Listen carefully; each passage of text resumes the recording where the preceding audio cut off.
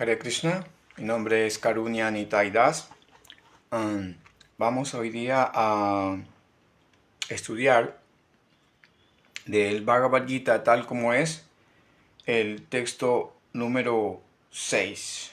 Este capítulo se titula Dhyana Yoga.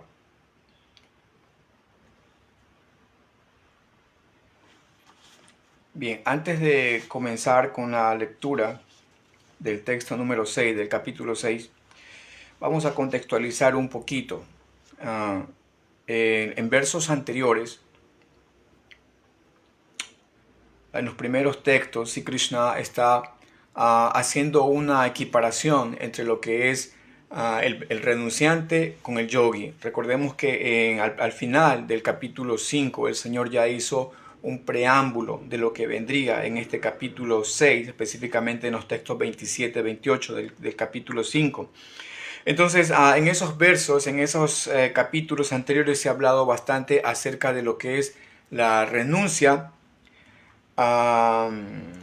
y el trabajo con el desapego. Entonces, en estos primeros versos, Sri Krishna está equiparando el estado del renunciante, de aquel que trabaja con desapego, y la posición de un yogi. Krishna dice en versos anteriores que aquel que ya renuncia al disfrute de los sentidos y que trabaja con desapego es el verdadero místico, y no aquel que no enciende ningún fuego ni realiza ningún deber.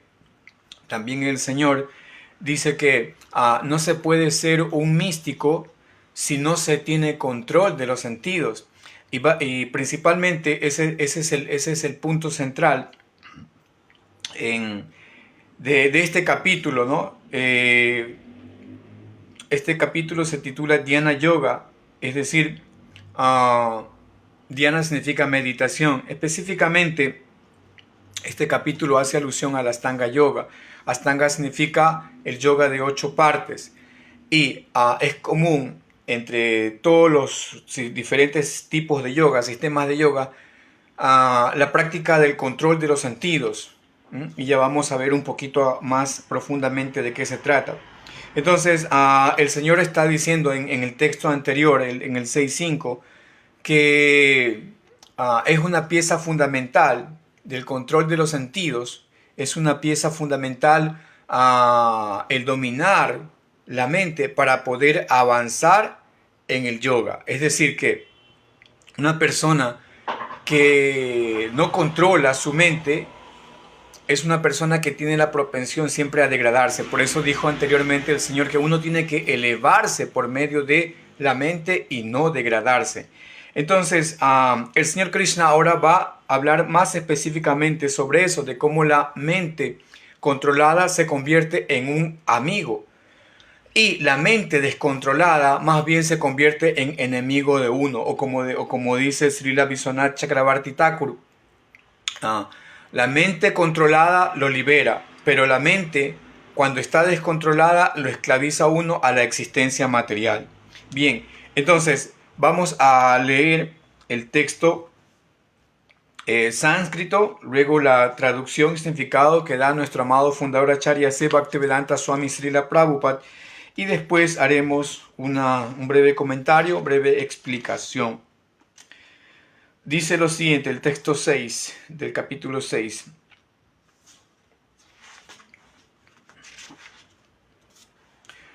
Bandhur atmatmanastasya jenatmatmanajita anatmanastu satrutve vartetat maiva satruvat.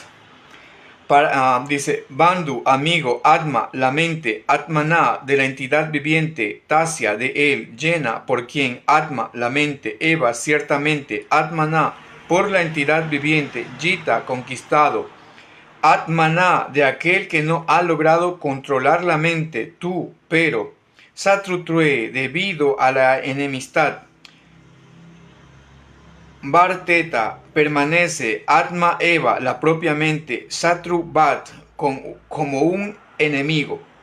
Traducción: para aquel que ha conquistado la mente, esta es el mejor de los amigos, pero para aquel que no lo ha hecho, la mente permanecerá como su peor enemigo. Significado. El propósito de practicar yoga óctuple es el control de la mente, a fin de que se vuelva una amiga en el desempeño de la misión humana. A menos que se controle la mente, la práctica de yoga por exhibición es simplemente una pérdida de tiempo. Aquel que no puede controlar la mente vive siempre con el peor enemigo, y por ello se malogra su vida y la misión de ésta. La entidad viviente tiene la posición constitucional de tener que ejecutar las órdenes de un superior. Mientras la mente permanezca como un enemigo no conquistado, uno tiene que obedecer los dictados de la lujuria, la ira, la avaricia, la ilusión, etc. Pero cuando se conquista la mente, uno accede de motu propio a acatar los mandatos de la personalidad de Dios, quien está situado en forma de Paramatma en el corazón de todos. La verdadera práctica de yoga entraña el encontrarse con el Paramatma que está en el corazón y luego seguir sus órdenes. Para aquel que adopta directamente el proceso de conciencia de Krishna, la entrega absoluta a las órdenes del Señor se da automáticamente. Repetimos, para aquel que ha conquistado la mente, esta es el mejor de los amigos. Pero para aquel que no lo ha hecho, la mente permanecerá como su peor enemigo. Om Ajnana Timirandasya Gyananjana Salakaya Chakshun Militanjana Tasmai Sri Gurave Namaha. Yo nací en la más completa oscuridad de la ignorancia y mi maestro espiritual está abriendo mis ojos con la antorcha del conocimiento. A él yo le ofrezco mis más humildes y respetuosas reverencias. Nama Om Vishnupadaya Krishna Prestaya Bhutale Srimate Yayapataka Swami Itinamine Namacharya Padaya Nitai Kripa Pradayine Gaura Kata Madaya Nagara Gramatarine Mukankaroti Vachanam Pangun Gayate Krinjat Kripadan Hambande Sri Gurundi Nataranam Paramananda Malaban Sri Chaitanya Ishwaram Vanchakalpatarubhya Chakripa Sindhubhya Vachapatitanam Pavanebhyo Vaishnavebhyo Namo Namaha. Om Tat Sat. Bien, entonces, este capítulo, como decíamos, es Dhyana Yoga. Dhyana significa meditación, es decir, es el tipo de yoga meditativo. Pero, como decía antes, en todos los sistemas de yoga, ya sea Karma Yoga, Jnana Yoga, Dhyana Yoga o Astanga Yoga, y también Jnana Yoga, y por supuesto Bhakti Yoga, hay elementos comunes en todos estos yogas. Y uno de esos elementos comunes es la práctica del control de los sentidos, control de la mente. No se puede ser un yogi si no se controla los sentidos y si no se controla la mente. Por eso, como dice en mantra védico, Yoga Indriya Sanyama, es decir, indriyas. Indriya significa sentidos. Entonces tiene que haber control de los sentidos, control de la mente para poder ser un yogi. ¿Cuál es el fundamento? ¿Cuál es la base? ¿Cuál es la piedra angular? ¿O cuál es ese aspecto medular en toda práctica de yoga? Control de la mente. Principalmente cuando hablamos de Astanga Yoga. Astanga Yoga significa yoga de 8 partes, hasta 8 y anga partes.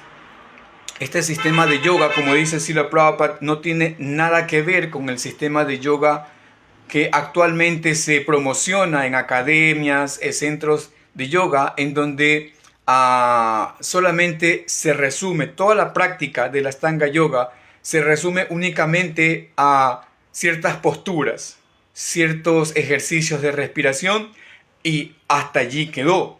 Cuando en realidad el Astanga Yoga comprende 8 pasos, como su propia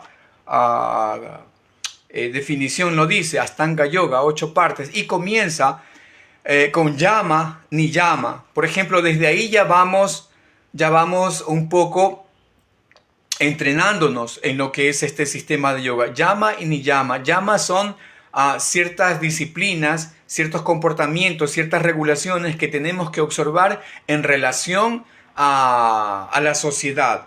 Cómo nos comportamos con los demás, cómo nos comportamos con nuestro entorno. Y entre esos principios incluye la veracidad. Por ejemplo, ser veraz con los demás. Otro de los principios que se incluye y que los incluye Patanjali. Por cierto, Patanjali es el acharya, se puede decir, de la Astanga Yoga. Es decir, Patanjali, que de acuerdo a los libros, a los Vedas, es una encarnación de Shesa. Patanjali escribió sus famosos Yoga Sutras, por supuesto, entre otros tratados, pero también escribió los Yoga Sutras. Y Patanjali explica en estos Yoga Sutras qué es exactamente este Astanga Yoga, como estamos diciendo. Entonces llama a su definición de la Astanga Yoga, comienza con llama, ¿no? Estas restricciones, estas instrucciones, observaciones que tenemos que tener en cuenta en el momento de relacionarnos con los demás, ¿no? Por ejemplo, también incluye, por supuesto, el brahmacharya, celibato, la veracidad, entre otras cosas más.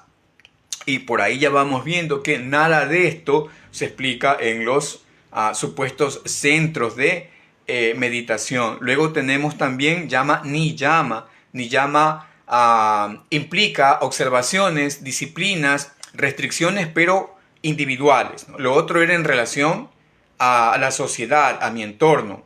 En cambio, niyama tiene que ver con una disciplina individual. Por ejemplo, la higiene. La higiene. Yo debo practicar muy bien mi higiene. Por supuesto, hay muchas más, ¿no? Esto ya son detalles. Si queremos aprender más acerca, ya en forma detallada, acerca de la Astanga Yoga, podemos recurrir, por supuesto, al Yoga Sutra que está disponible en internet. Bien, entonces, Yama Niyama. Luego tenemos asanas. Allí viene la parte de las posturas, ¿no? Cómo sentarse apropiadamente. Luego también vienen ejercicios de respiración con pranayama, ejercicios de respiración para controlar la respiración, etc.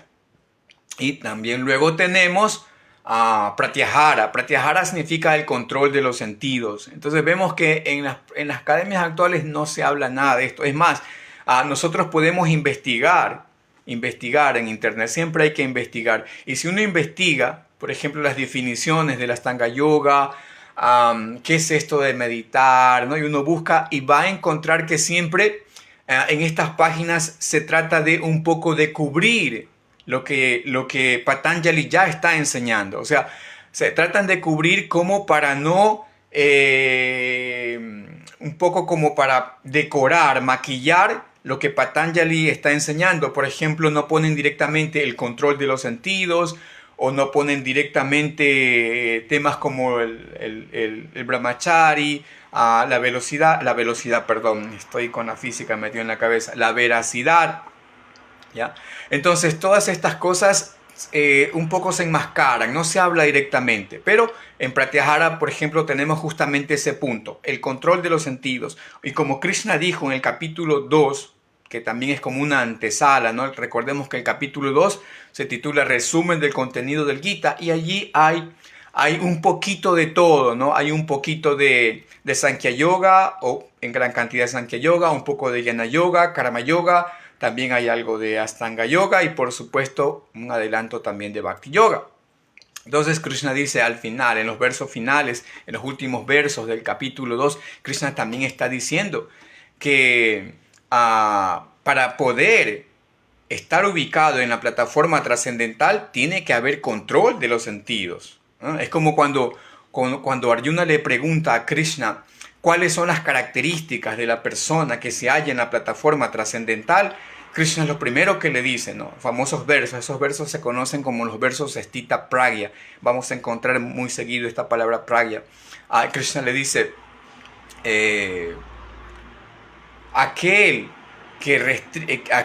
que tiene o que controla sus sentidos o que se aleja de la gratificación de los sentidos se conoce como un sabio de mente estable, ¿no? Él le dice, Prayahati yadakaman sarvam parta manogata atmani evatmanatusta estita pragya, todo chate, estita pragya, estar situado, ¿no? En una etapa trascendental. Esa es la persona. Cuando una persona está situada en esta etapa trascendental, el primer síntoma de esa persona, por eso Krishna empieza con eso, ¿no? Porque Arjuna le preguntó primero, rasgos externos. Arjuna quería saber cómo se sienta, cómo camina, y Krishna apunta a algo más profundo. Krishna le dice, al primer síntoma de esa persona es que controla sus sentidos. Por allí va. Entonces, vemos que en las prácticas de yoga actuales no hay esto.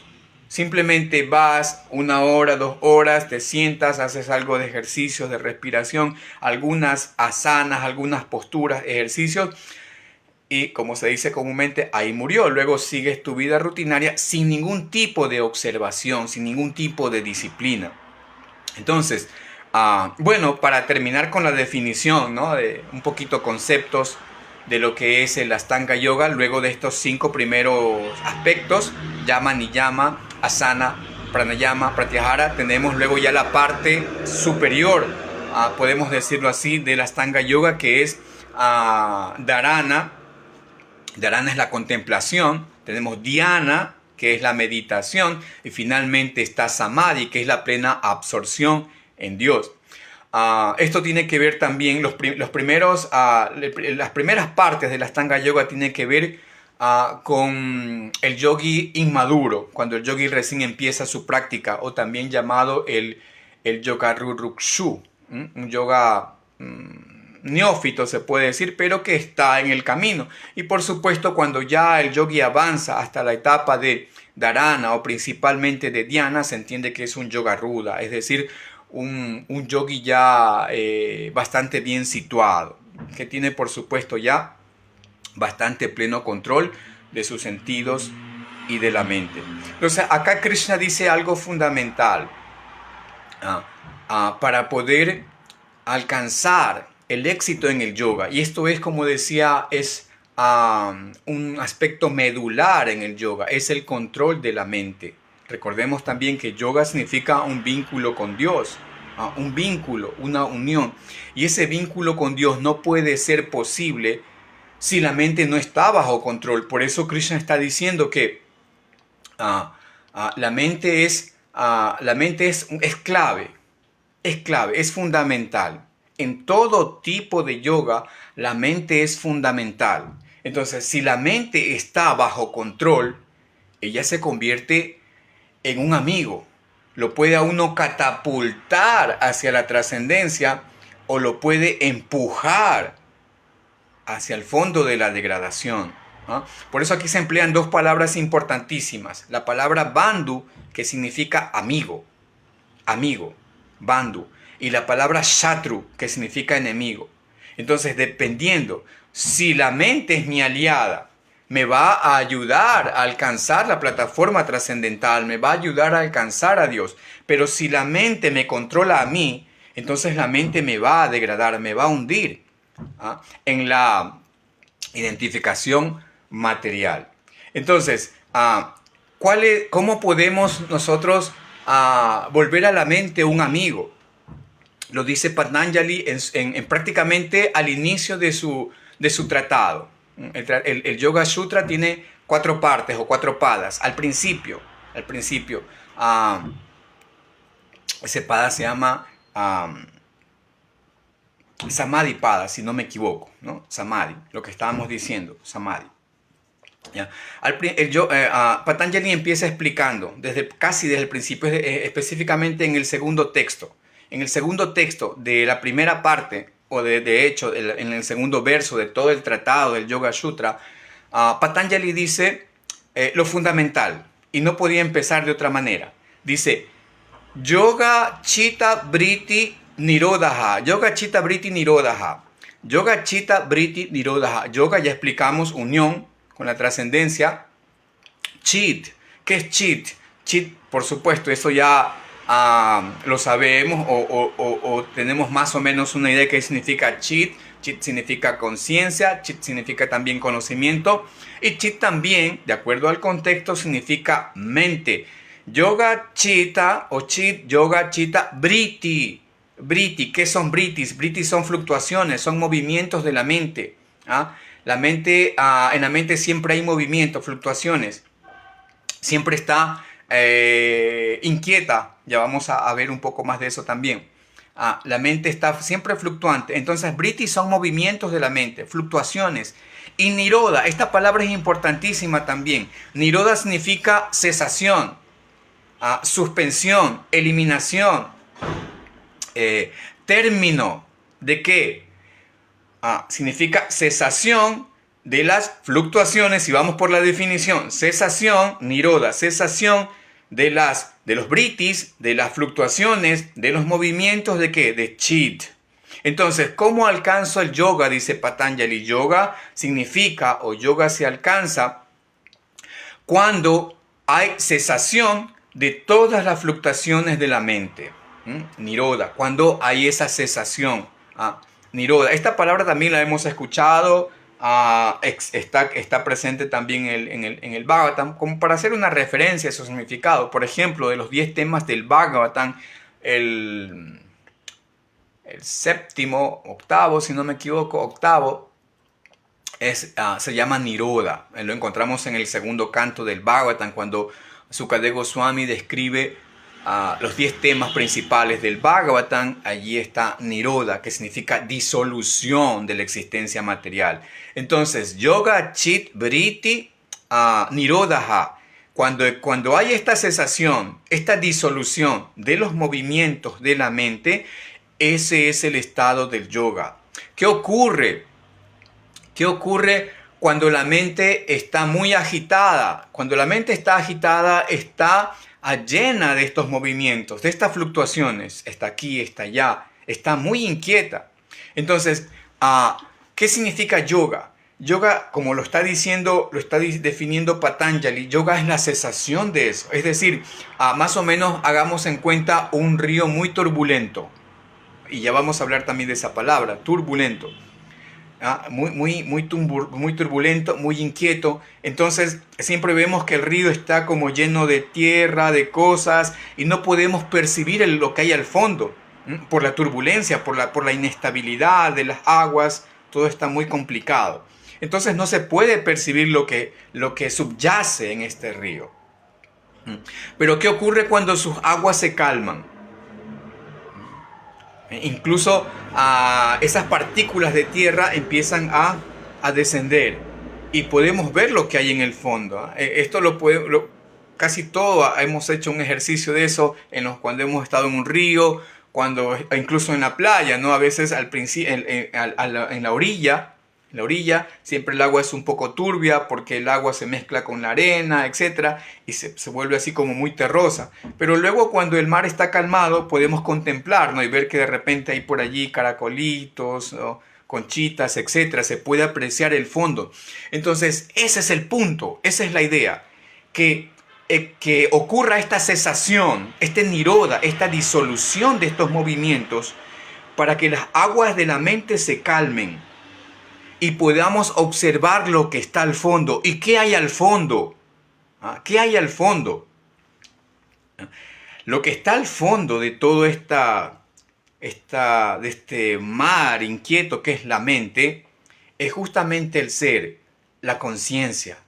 Entonces, únicamente, por eso es fundamental en el yoga, únicamente cuando una persona cesa esa inquietud de su mente, puede apreciar el ser. Puede apreciar el ser. Puede apreciar lo que está detrás de los sentidos, detrás de la mente. ¿Y qué es lo que está detrás de la mente? Justamente Atma o Brahman, el espíritu. Eso es lo que realmente somos en esencia. Pero ¿qué ocurre cuando una persona está totalmente con su mente agitada? Ella erróneamente se identifica con estos movimientos mentales, con estas fluctuaciones, y se considera la mente. Y cuando uno se considera la mente, entonces allí es un gran problema, porque la mente tiene dos tendencias inherentes, podemos decirlo así. Una es que la mente siempre está actuando también bajo las órdenes de alguien. También Srila Prabhupada algo menciona en el significado. Siempre tiene la tendencia de actuar bajo la orden de alguien. Y también ella es comandante. Es decir, La mente, como si fuese un rango, ¿no? Un rango militar, por ejemplo. A veces, por ejemplo, un capitán tiene un teniente arriba que le da órdenes y también tiene un sargento quien sigue sus instrucciones, quien sigue sus órdenes, así. Entonces la mente también está en esta posición. Ella por naturaleza también sigue los comandos, las órdenes de un superior, pero también ella da órdenes. ¿Y de quién sigue las órdenes? Ahí vamos también. Pero ella es la comandante de los sentidos. Recordemos que en el Gita a la mente también se le da la calidad de sexto sentido. Por ejemplo, capítulo 15, cuando el Señor dice, Mamai banso jiva loke, jiva bhuta sanatana, maná, la mente, mana significa mente, maná sasta indriyani, prakriti stani karshati. Maná sasta indriyani, sasta significa 6. Entonces dice Krishna que la entidad viviente, Mamá Bansoji Baloke, es mi parte fragmentaria eterna y se encuentra en este mundo, y dice, se encuentra en este mundo luchando afanosamente con los 6 sentidos, entre los que se incluye la mente. Maná sasta indriyani. Indriyani, como ya dijimos, son sentidos. Entonces la mente se considera el sexto sentido, pero ella es la comandante en jefe de estos, podemos decirlo así, tentáculos mediante los cuales ella se gratifica. Pero como decíamos, la mente también tiene, ese era uno de los aspectos que decíamos, ¿no? Ella siempre está siguiendo órdenes superiores. ¿Y de quién recibe órdenes? Cuando ella está muy turbulenta, cuando ella está muy así inquieta, ella recibe órdenes de las gunas, porque las gunas no actúan directamente. En el Bhagavad Gita se dice, ¿no?, que las gunas hacen actuar a la entidad viviente. Prakrite kriyamanani gunair karmani sarvasha ahankara vimudatma kartahan iti maniate. Kartahan, el hacedor. Karma prakrite kriyamanani gunair karmani sarvasha guna. Entonces, la entidad viviente, dice el Bhagavad Gita, se cree la hacedora de acciones que en realidad son ejecutadas por las 3 modalidades de la naturaleza material. Entonces, la naturaleza material actúa sobre el alma que ha perdido el control de la mente. Entonces, ¿qué ocurre? Las gunas siempre buscan por dónde colarse, por así decirlo, ¿ya? Por dónde actuar. Entonces, las gunas tienen también, obviamente, sus cualidades, que son la lujuria, la ira, la codicia, la avaricia. Entonces, todos estos son los mecanismos mediante los cuales las gunas actúan. ¿Y dónde se asientan la ira, la lujuria, la codicia, la avaricia, la locura, la ilusión? ¿En dónde creen ustedes? En la mente. Por ejemplo, más adelante más adelante no. En capítulos anteriores, en el capítulo 3, Arjuna le preguntó a Krishna qué es eso. ¿Qué es eso que a uno lo hace actuar incluso en contra de su voluntad? ¿Y qué le respondió Krishna? Kama esa, Krodha esa, Rajaguna samudbhava, Mahasano mahatpatma, Vidyenang ihabarinang. Kama esa, Krodha esa. Kama, la lujuria. Krodha, la ira.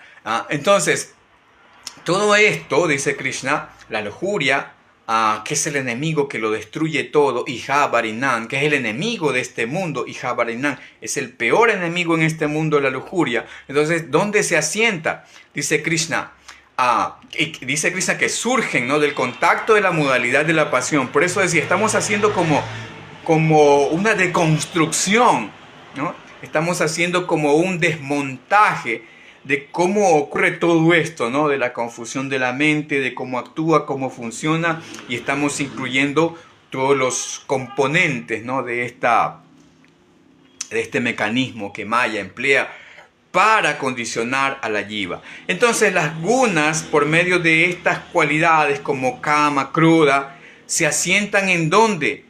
se asientan en la mente, ¿ya? En la mente. Entonces, la mente, por supuesto, inquieta, empieza luego ya a querer disfrutar y ella emplea pues sus tentáculos, sus mecanismos que son los indriyas. Es decir, tenemos para esto los 5 sentidos, ¿no? Por ejemplo, los ojos, la nariz, la boca, los oídos, el tacto y también hay otros sentidos como los sentidos del trabajo, ¿no? Estos 5 primeros sentidos se los conoce como los Gyanendriya, los sentidos para adquirir conocimiento, y también tenemos los Karmendriya, que son los sentidos del trabajo, en donde se incluyen los genitales, órgano de evacuación, etc. Entonces, bien, ahora, la mente inquieta empieza a hacer sus planes para gratificarse los sentidos, y una persona que esté en esta posición se identifica con estas fluctuaciones. Ella piensa que todos sus deseos, todos sus anhelos, toda su percepción del mundo, todo lo que piensa, lo que desea, es el ser. Es el ser. Entonces, en ese momento es que, como se dice, se le da carne a la filosofía budista para que diga y proponga que no existe tal cosa como alma, y mucho menos, por supuesto, Dios. ¿Por qué? Porque una persona, y esto Patanjali también lo explica en sus primeros textos del Yoga Sutra, dice que la entidad viviente se identifica con esas fluctuaciones a tal punto de que ella se vuelve esas fluctuaciones. Entonces, ¿qué dice el budismo? Para el budismo no existe cosa como alma, sino que solamente una serie de combinaciones, se refiere a eso, combinaciones, fluctuaciones, pensamientos. Cuando se disuelven nirodha, cuando se disuelven todos este tipo de pensamientos, fluctuaciones, movimientos, llega, ¿qué cosa llega? La nada, el nirvana, ¿ya? El nirvana. Pero, y bueno, como decía, le damos carne al budismo para que tome ventaja de esta situación. Pero lo que ocurre en realidad es que cuando el alma está dominada por esta confusión, ella actúa desde esa plataforma, desde la plataforma mental o desde la plataforma sensorial, ¿no? La plataforma sensorial ya es como muy burda. Claro, aunque por dar un número, el 90% de la humanidad actúa en la plataforma sensorial. Solamente una parte actúa en la plataforma netamente mental, y ahí es donde encontramos a filósofos, pensadores, quienes tal vez se han alejado un poco ya de la gratificación burda de los sentidos, pero se recrean, se ensalzan en las actividades mentales. Y ahí encontramos también a filósofos. Ustedes saben, hay tantos filósofos que tenemos, por ejemplo, ahí a los estoicos, los cínicos, tenemos a tantos, ¿no? Por citar algunos de los sistemas filosóficos griegos. Generalmente ellos estaban un poco más desapegados, ¿no?, de la gratificación burda de los sentidos, pero se divertían, ¿no?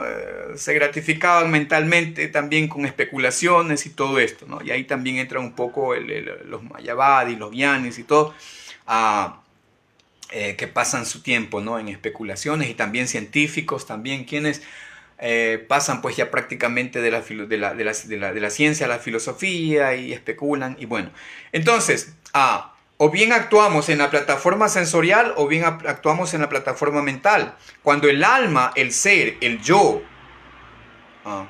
se identifica con la mente, actúa en esa plataforma. Entonces todo el mundo piensa que lo que ella piensa, lo que ella desea es el ser. Y en esta plataforma mental podemos realizar todas nuestras actividades. Actividades sociales, actividades laborales, actividades familiares, incluso actividades religiosas. Actividades religiosas en la plataforma mental. y en la plataforma sensorial. Por eso es que encontramos que la gran mayoría de las religiones actúan en esta plataforma. Piensan que tratan de tener una relación con Dios, pero todavía considerándose que yo soy los sentidos, que yo soy la mente. Pero Patanjali es muy claro. Primero tiene que haber esa cesación, esa disolución de todos estos pensamientos que son estos movimientos, pensamientos, deseos, todo esto tiene que desaparecer, ¿no? Para uno poder identificarse con el ser. Pero ¿cómo uno puede identificarse con el ser? Únicamente cuando puedes ver, ¿no? Debajo de esas aguas cristalinas de la mente, uno puede ver que está el ser. En ese momento, el yo actúa en la plataforma Brahman, Aham Brahmasmi. En ese momento, yo me identifico con lo que realmente soy y no con otras cosas como los sentidos o la mente. Es decir, el ego falso, ese es otro elemento. Ustedes conocen ya los elementos de la naturaleza material. Bumira, Poana, Loba, Yukan, Mano, Budir, Evacha, Ahankara, Itian, Medina, Prakriti, hasta da. Entonces, elementos materiales burdos, tierra, fuego, agua, etc. Y los elementos sutiles son precisamente eso: la mente, la inteligencia y el ego. Y este ego es ese mecanismo que nos induce a identificarnos con los sentidos, con la mente o con el ser. Cuando ese ego se identifica con el ser verdadero, se convierte en ego real, verdadero. Es decir, yo llego a mi posición de Aham Brahmasmi. Yo no soy la mente, yo no soy los sentidos, yo soy el ser. En ese momento es que podemos actuar directamente y comandamos a la mente, ya nos volvemos nosotros el amo de la mente, controlamos la mente y le damos órdenes para que camine en cierta dirección y esa mente nos ayude a avanzar en vez de degradarnos. Entonces, en esa posición es que yo realmente empiezo a desear, a aspirar, a pensar, a actuar en la plataforma espiritual. En vez de buscar el disfrute material, busco el disfrute espiritual. Y esto podemos nosotros hacer un ejercicio todos los días. A medida que pasa nuestra vida, ¿estoy actuando en la plataforma sensorial, en la plataforma mental o en la plataforma espiritual? ¿Estoy identificado con mis sentidos? ¿Estoy identificado con mi mente? Acá, bueno, ese es tema para otra clase, otro debate. O estoy identificado con los sentidos, con mi mente, o estoy identificado con mi propio ser. ¿Cómo puedo tener una idea? Cuando uno se identifica con la mente y los sentidos, uno empieza a desear cosas para el disfrute, para la gratificación de los sentidos. Entonces yo hago todo para gratificar mis sentidos. Y como decía, incluso en la plataforma religiosa o en la plataforma mental, practico la vida religiosa, pero para gratificarme los sentidos. Entonces vemos que al 90% de las religiones en el mundo caen en estos conceptos, sin mencionar a ninguna. Y no se trata tampoco de religión en sí, se trata de conciencia, porque los procesos son espirituales. Entonces, incluso dentro de cualquier proceso yógico, como mencionaba al principio en estas academias de yoga, realmente lo que se hace es actuar en la plataforma mental, sensorial, para tener más elasticidad en el cuerpo, para verme mejor, para ser más atractivo, para mejorar mi salud. Todo eso en la plataforma mental, sensorial, porque no apuntan al ser. Entonces, si yo actúo para obtener placer material, gratificación de los sentidos, debo entender que mi yo está identificado con eso. Pero cuando el yo, el ser, está en la plataforma Brahman, es cuando empieza a desear cosas espirituales. Empieza a buscar cosas que nutran mi conciencia en vez de que nutran mis sentidos o mi mente. Bien, entonces, ahora viene otra cuestión muy importante. ¿Cómo podemos lograr esa cesación de estas fluctuaciones, porque es muy complicado, no es tan fácil. El mismo Arjuna, recordemos que más adelante, a veces me siento un poco extraño cuando digo recordemos algo que viene adelante, pero es un poco así, porque ya lo hemos estudiado, pero al mismo tiempo está a continuación de estos versos. Entonces, es como volver al futuro, como la película, ¿no? Entonces, más adelante en este capítulo, Arjuna protesta. Cuando Krishna ya le explica a Arjuna todos estos, en resumen, ¿no? En resumen, más detallado, como dije, está en el Yoga Sutra de Patanjali y en otros tratados más, ¿no? Muchos detalles más sobre este tipo de yoga, el Astanga Yoga o Dhyana Yoga. Cuando más o menos al final, ya finalizando este capítulo, cuando Krishna ya le ha descrito a Arjuna los aspectos de este tipo de yoga, Arjuna protesta porque le dice, el yoga que tú me estás enseñando me parece muy impráctico. ¿Por qué? ¿Por qué le parece muy impráctico a Arjuna?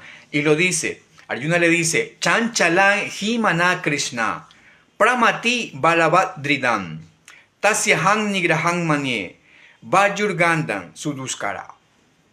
Arjuna le dice, Chanchalan. Chanchalan significa inestable. Chanchalan hi mana Krishna. Oh Krishna. La mente es inestable. Chanchalan hi mana Krishna. Pramati es turbulenta. Balat, muy fuerte. Dridan, ella es obstinada. Entonces, estas son características de la mente. La mente es Chanchalan, es muy inquieta, muy inestable. Pramati es muy turbulenta, dijimos eso ya anteriormente, muy turbulenta. Balad es muy fuerte. Y Dridan es muy obstinada. Y dice Arjuna, Vajurgandan suduskara. Y dice que controlar esta mente que es inestable, turbulenta, muy fuerte y obstinada, es más difícil que controlar el viento. Vajurgandan. Es muy difícil. Trate alguien de controlar el viento, es algo prácticamente imposible. ¿Y cuál es la respuesta que le da Krishna? Interesantísimo también. Y voy a mencionar algo porque también es doblemente interesante. Krishna le da una respuesta muy interesante, muy apropiada para esto, y le dice que está bien. Krishna reconoce, Krishna, la suprema personalidad de Dios, reconoce que la mente es muy difícil de controlar. Pero le dice, Abhyasena tu kaunteya vairagyena chagríjate. Abhyasena. Abhyasa significa práctica. Abhyasena tu kaunteya vairagyena chagríjate. ¿Cómo la puedes controlar? Mediante abhyasena o abhyasa, la práctica, y a través de vairagya. Abhyasena tu kaunteya vairagyena chagríjate.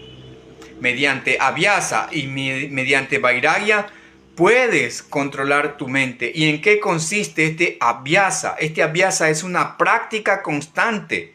Como dice Patanjali, es una práctica que tiene que hacerse por mucho tiempo y de manera continua. No es algo que tú puedas hacer un día, 2 días. No, tiene que ser por mucho tiempo. Porque esa práctica es lo que va a dar el resultado. Si uno quiere volverse experto en algo, uno tiene que practicar continuamente ese algo. Por ejemplo, si yo me quiero volver un conductor experto, tengo que practicar y practicar la conducción para no chocarme, para no ocasionar accidentes, etc. Tengo que practicar y practicar. Si yo quiero, por ejemplo, aprender a caminar sobre una cuerda floja, no puedo practicar un día y pensar que ya voy a subirme a la cuerda, me voy a matar. Entonces tengo que practicar días, semanas, meses, años enteros y tal vez prácticamente toda la vida para tener esa habilidad, esa capacidad como nosotros la podemos apreciar. Por ejemplo, a veces en circos podemos ver esto, ¿no? Se requiere mucha habilidad, y esa habilidad se gana ¿cómo? Mediante una práctica. Entonces, para volverse un yogi experto tiene que haber una práctica. ¿Y en qué consiste esa práctica? Si la Prabhupada lo describe, esa práctica es el proceso de conciencia de Krishna. Y tiene que haber también vairagya, es decir, el desapego. Con estas dos herramientas, dice Krishna, uno puede controlar, o uno puede hacer que esa turbulencia, esa inestabilidad de la mente cese por completo mediante esa práctica y mediante ese desapego. En ese momento las aguas se vuelven calmadas. ¿Por qué decía que doblemente interesante? Porque Krishna está citando realmente esto de los Yoga Sutras de Patanjali, porque Patanjali, más adelante, en el mismo principio, los primeros versos de su Yoga Sutra, está recomendando esto. Él dice, ¿cómo se puede lograr esta cesación de las fluctuaciones mentales? Eso se logra, y lo dice Patanjali justamente.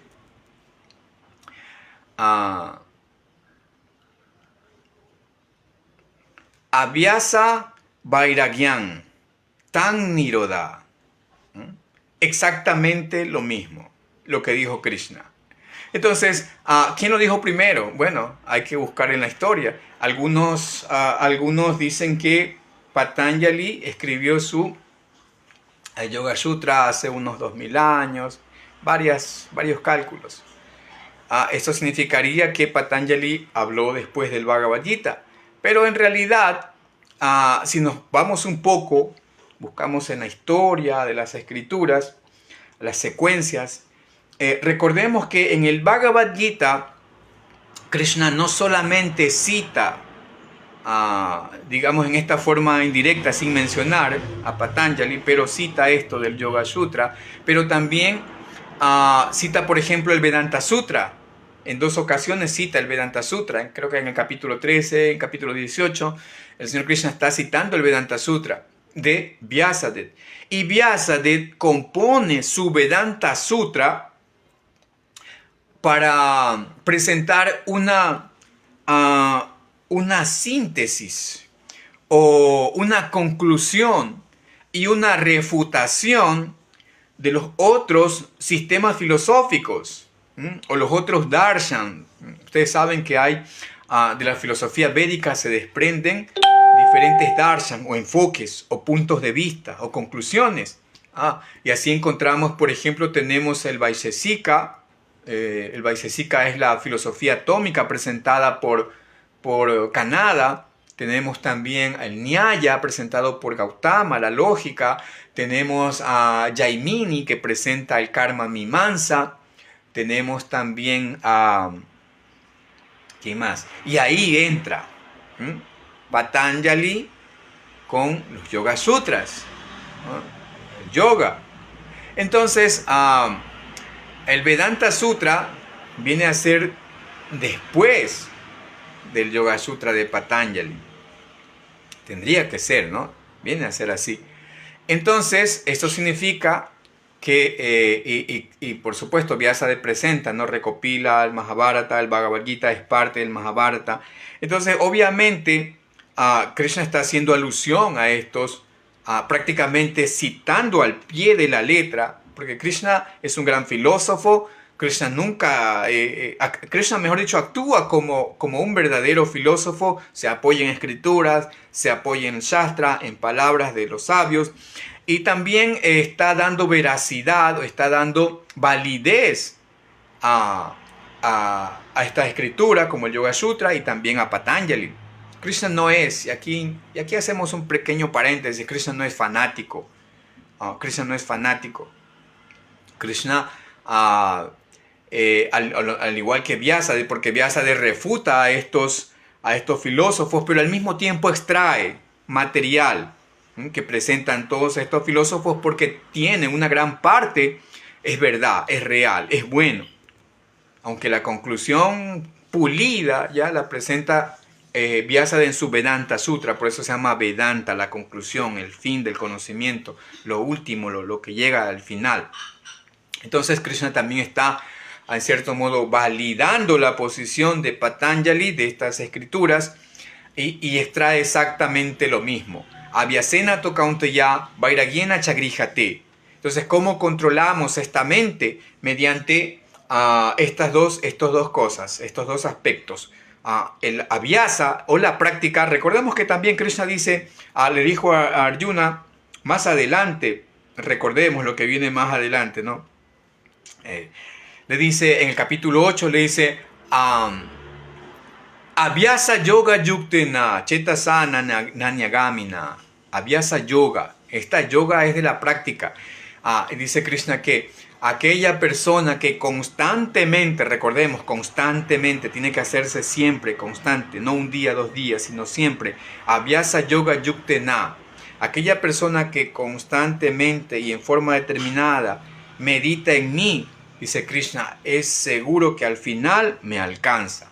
Entonces, mediante esta práctica que comienza con, como Srila Prabhupada lo explica, con el proceso de oír y cantar, oír y escuchar, es decir, el proceso, empezando con el proceso del canto del Mahamantra, cantar y escuchar la vibración trascendental, también hablar acerca de Krishna y también oír hablar acerca de Krishna y todo lo que involucra el proceso del Bhakti. Esa es la práctica. Ahora, otro aspecto importante que debemos tener en cuenta, y ya más o menos como para ir ya finalizando esta breve disertación de este verso 6.6, para que la mente realmente sea un amigo, uno tiene que hacer un trato con ella. Porque había dicho que anteriormente, y me faltó terminar eso, que la mente tiene dos características, ¿no? Ella siempre está recibiendo órdenes, pero también ella tiene una propensión natural a buscar los objetos de los sentidos. Si mis sentidos son los ojos, la nariz, el oído, el gusto, el olfato, los objetos de los sentidos son los sabores, los olores, las formas, las texturas, los sonidos. Entonces, es natural esa propensión de la mente a buscar la gratificación, ¿no?, con los objetos de los sentidos. Entonces, ¿cómo podemos también volverla nuestra amiga? Tenemos que hacer un trato con ella. A veces eso se hace en política, ¿no? Cuando alguien en política molesta mucho, ¿qué hace el político que está es presidente o está en una buena posición? Le da un cargo, habla con él, le dice, mira, deja los berrinches, ¿te parece si te doy este cargo, te doy este sueldo, este dinero? Y listo, se acabó el problema, ¿no? Entonces hay que hacer un convenio, hay que hacer un pacto, pero ojo, hay que hacer un pacto, un convenio con la mente, de tal manera que nosotros seamos los ganadores en ese pacto. Como todo buen negociante, cuando un hombre de negocios hace un trato, sabe que tiene que ganar de ese trato, no va a perder. Entonces tenemos que negociar apropiadamente con la mente. Porque ¿qué ocurre cuando la mente se la abstiene de todo? Y ese es un punto importante, que Nirodha no significa la disolución absolutamente de todo lo que la mente requiere o que los sentidos requieren. Porque allí vamos a perder también el equilibrio. Y recordemos que yoga, Srila Prabhupada también traduce yoga en capítulo 2 como equilibrio. Eso es yoga, equilibrio. Y Krishna lo dice también en el Bhagavad Gita.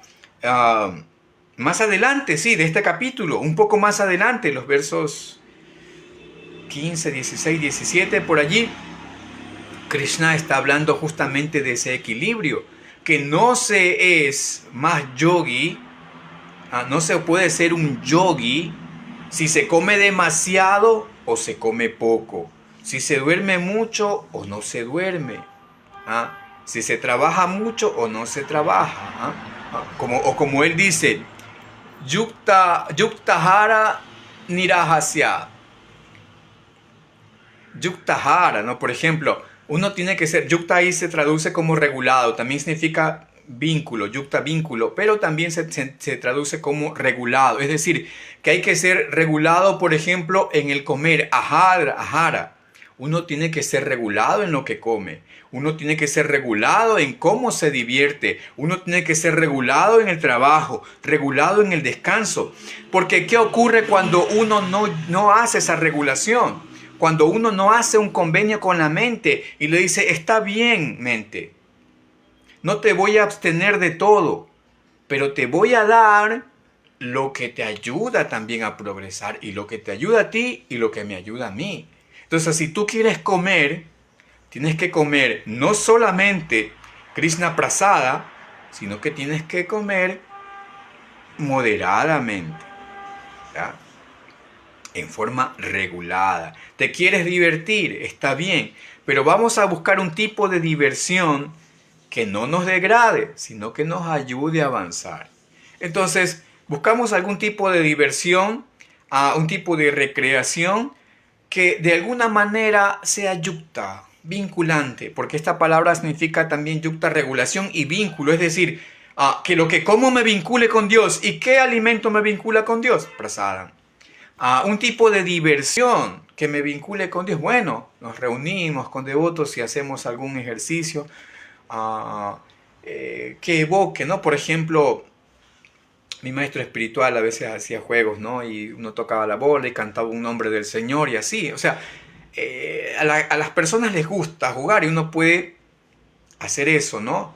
Vincular estos temas trascendentales, nombres del Señor, aspectos de la vida espiritual con la diversión. También como uno trabaja, por supuesto, uno tiene que trabajar, como dice Krishna mismo en el Gita, hasta para mantener este cuerpo. Y que ese trabajo se haga desapegadamente, sabiendo perfectamente que todo lo proporciona el Señor, etc. Uno requiere descansar también. Entonces uno no va a dormir todo el día o hasta las 10 de la mañana. Uno tiene que dormir lo suficiente, lo que necesita el cuerpo. Y aquí vamos a un punto en donde tal vez suene un poco esto polémico, pero es real. Las escrituras muchas veces no se pueden seguir al 100%. No se pueden seguir al 100%, porque las escrituras nos presentan parámetros de cómo actuar, qué debemos hacer. Pero todos estos mandatos escriturales tienen también que adaptarse a mi situación psicofísica, mi situación social, mi situación real dentro de este mundo. Entonces, por ejemplo, si una persona trabaja muy duramente, muchas horas del día, en trabajos forzados, esa persona tal vez necesite algo más de descanso. Y puede que el Shastra diga 4 horas, 6 horas. Pero esa persona que conoce su cuerpo tiene que mantener su equilibrio también y descansar tal vez un poquito más. Lo mismo en el alimento. Por eso Rupa Goswami dice en su Upadesamrita, Atyahara prayasacha, prayalponya magraha. Dice Rupa Goswami, Atyahara, que uno no tiene que comer demasiado, pero no pone cantidades. No dice solo tiene que comer aquí este poquito de acá, o 1 libra, media libra, unas onzas. Rupa Goswami dice lo necesario. Entonces, ¿por qué? Porque uno conoce su cuerpo, uno conoce su físico, uno conoce su situación.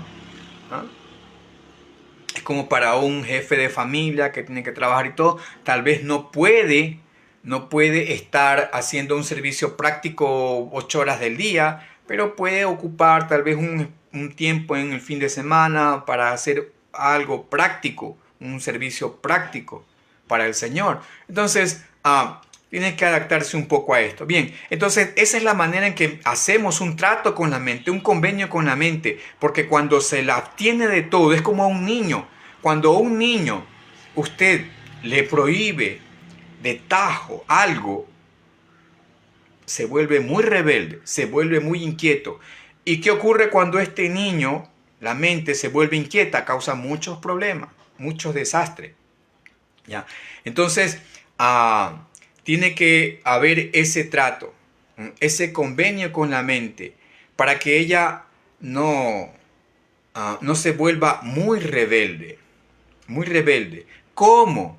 ¿Cómo se logra? Cuando a la mente le damos esa ocupación superior. En vez de que coma cualquier cosa, le damos un alimento superior. Porque, como dice el Bhagavad Gita, y Srila Prabhupada lo menciona, en uno de los significados, sí, de los versos, por el 60 y tanto, recuerdo, Srila Prabhupada dice, a la mente hay que darle una ocupación superior. De esa manera ella queda controlada, porque no se la puede abstener de todo.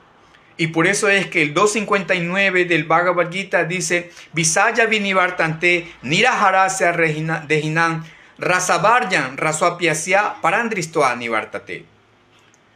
Al alma encarnada se la puede alejar de los objetos de los sentidos, aunque su apego por ellos aún permanezca. Pero cuando el alma experimenta un gusto superior, rasavaryan, rasvapiasya, cuando experimenta un gusto superior, dice Krishna en el 259, su conciencia queda fija. Entonces, a la mente hay que darle una ocupación superior. Ese es el mecanismo.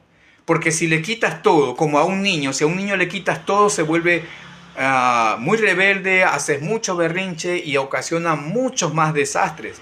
Así que hay que hacer un trato, un convenio.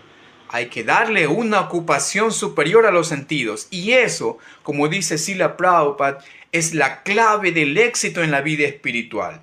Entonces, ¿cómo se llega al control de la mente? Vamos recapitulando, vamos un poco resumiendo ya para concluir. Como dice Patanjali, mediante la cesación. Yoga Chit Vritti Nirodha. Cuando hay la cesación de las fluctuaciones mentales, cuando hay la cesación de estos movimientos, de esta inquietud de la mente, puede haber yoga. El alma puede contemplar que atrás de toda esa turbulencia, que yo no soy estos pensamientos, que yo no soy estos deseos, sino que veo que ahí está el ser, entonces me empiezo a identificar con el ser y mediante abhyasa, mediante una práctica y mediante desapego, yo puedo controlar absolutamente a mi mente mediante un trato. No la abstengo de todo, no le digo debes alejarte de todo. Recuerdo también la anécdota de Siddhartha Gautama, el Buda, cuando estaba muy flaco, muy macilento.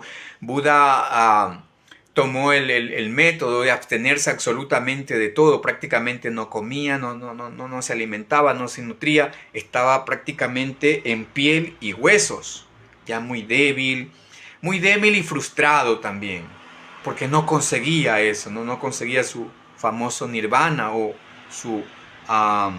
no conseguía mukti, liberación, hasta que contempló en una balsa que un hombre estaba afinando un violín y él se inquietó con qué es lo que hacía este hombre y le preguntó, ¿qué haces? Y el hombre le dijo, estoy afinando el violín porque si tenso demasiadas las cuerdas se rompen y si las dejo muy flojas no producen el sonido deseado. Entonces gracias a eso Buda aprendió que la abstinencia completa, que no darle nada a los sentidos, no darle nada a la mente, no es el mecanismo, sino el equilibrio. Esa situación de yoga, equilibrio. Entonces, a la mente no es que hay que abstenerla por completo, sino que hay que hacer un trato. Y en ese trato debemos ser ganadores.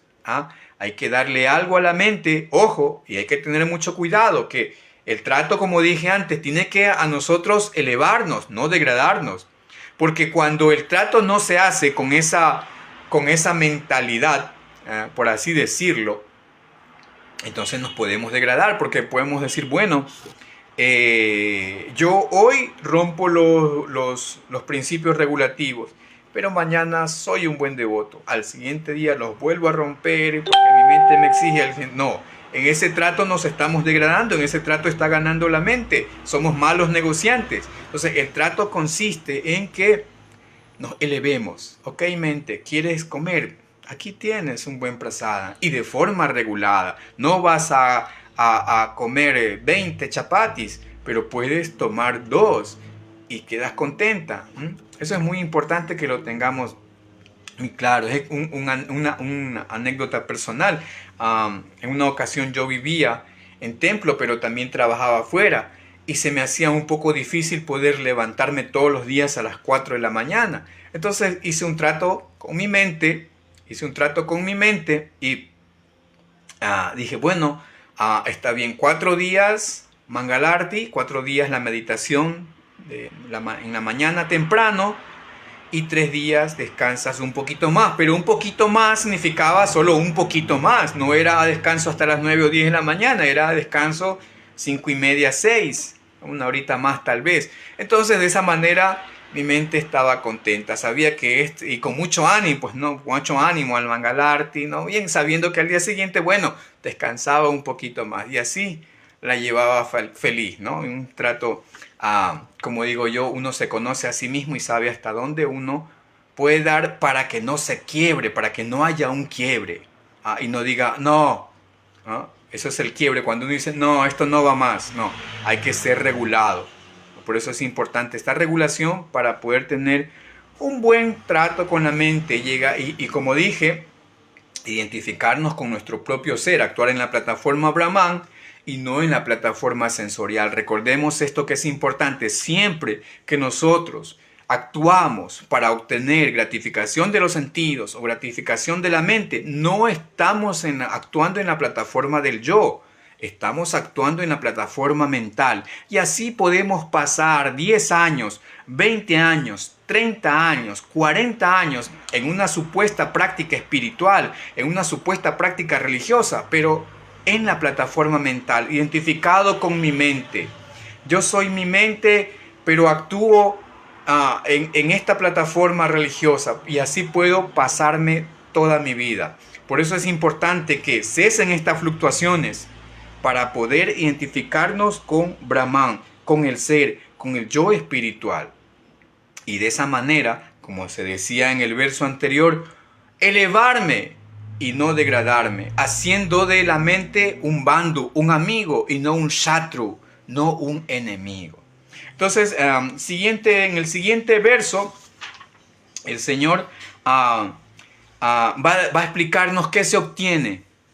¿Qué se obtiene cuando uno se encuentra en esta posición del Atmavan? Atmavan significa aquel que posee su propio ser, aquel que es dueño de su propia conciencia, aquel que está autorrealizado. Eso significa Atmavan. Entonces, cuando uno está en esta posición, uno puede apreciar no solamente al propio ser de uno, sino a Paramatma. Cuando las aguas están calmadas, uno puede apreciar al ser y al super ser, a la conciencia y a la superconciencia. Bueno, más de eso viene en el siguiente verso.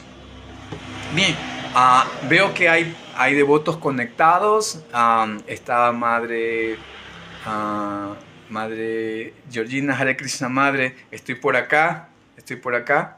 Ahorita, Juan José, Devabrata, reverencias, Prabhu.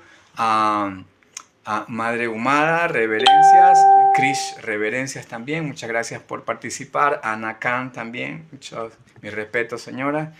Bien, entonces no sé si alguien desea comentar algo o tiene alguna pregunta y podemos tratar de explicarla, o si tienen algún comentario o incluso alguna corrección. Por supuesto, yo soy un estudiante, estamos en el camino para ayudarnos todos, y por supuesto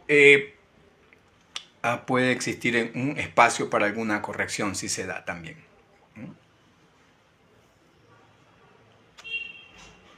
Bien, entonces está todo claro, ¿no? Vamos a tratar de hacer un buen pacto con nuestra mente para que nos eleve y no nos degrade, ¿no? Entonces tener claro eso, ¿no? Siempre trato de tenerlo presente cuando o nos podemos dar cuenta, ¿no? O como dice Krishna también en el Bhagavad Gita, en el capítulo 6, ustedes me pueden corregir, cuando dice, de donde quiera que deambule la mente, tráela de nuevo al control del yo. Entonces uno se puede dar cuenta, ¿no? Eso es un ejercicio que uno lo puede hacer todos los días. ¿En dónde se posa mi conciencia? Entonces uno identifica, estás actuando en la plataforma sensorial otra vez. Estás actuando nuevamente en la plataforma mental. Ok, regresa al ser, identifícate con lo que realmente eres y olvídate de todas estas situaciones materiales y mentales. Bien, entonces, muchas gracias a todos por su presencia. Vamos a dejarlo ahí, por supuesto, agradeciendo a todos ustedes que están presentes y también agradeciendo a nuestro fundador Acharya C. Bhaktivedanta Swami Srila Prabhupada, que nos ha traído todo este conocimiento recopilado aquí en este hermoso Bhagavad Gita tal como es. Muchas gracias a todos. Hare Krishna, nos vemos pronto. Hare Krishna, Hare Bol.